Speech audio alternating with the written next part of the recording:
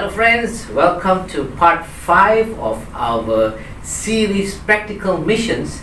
Today you're going to watch a video on a couple that impacted Christianity in the nation of Myanmar, or Burma as it was known in the past.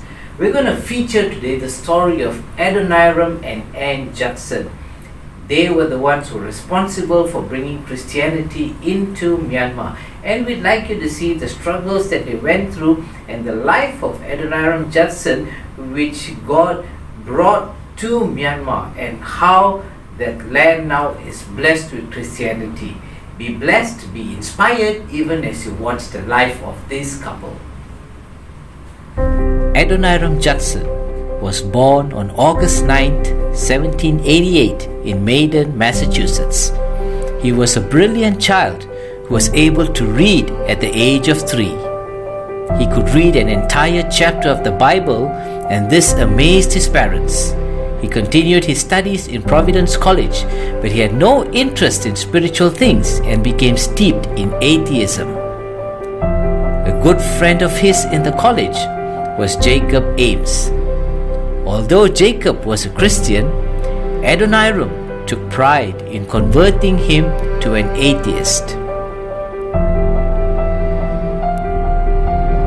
Many years later, while traveling for work, he stopped in Boston and decided to stay the night before continuing his journey.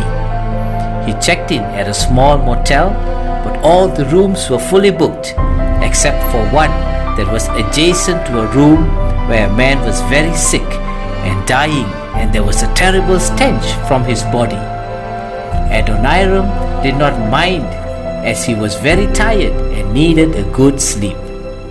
Adoniram, still being an atheist, checked into that room and spent the whole night listening to the cries of agony from this man in the next room who was crying out for help.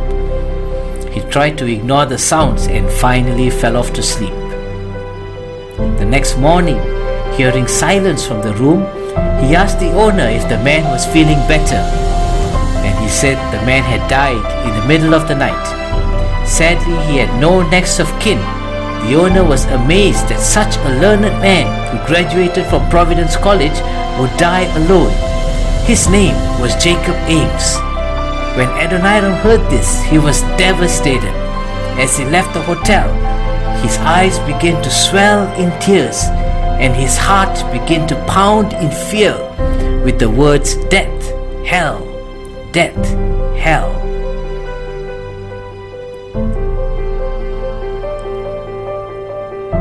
By the side of the road, he went down on his knees and repented.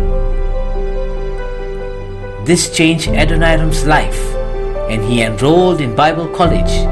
He became impressed with William Carey, who was reaching out to lost souls.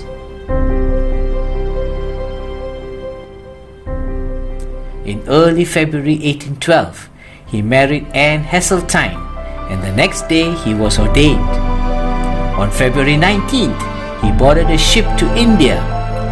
During the journey, they became Baptists, and when they informed their mission board, they were totally cut off from all mission support.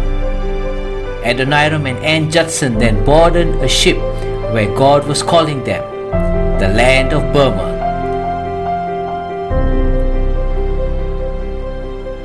So desperate were the conditions, so corrupt were the officials, so cruel were the inhabitants, that Judson hoped for a sudden death.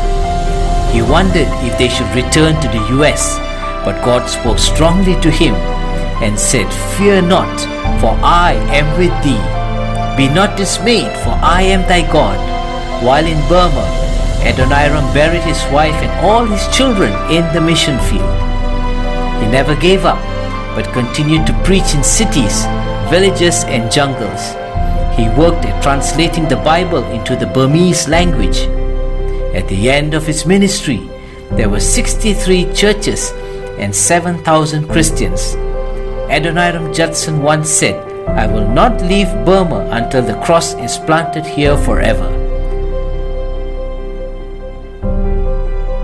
Today, Christianity in Myanmar stands at 8.2%, which amounts to close to 4 million Christians and still growing rapidly. If one man can change a nation, what can you change today in where God has planted you?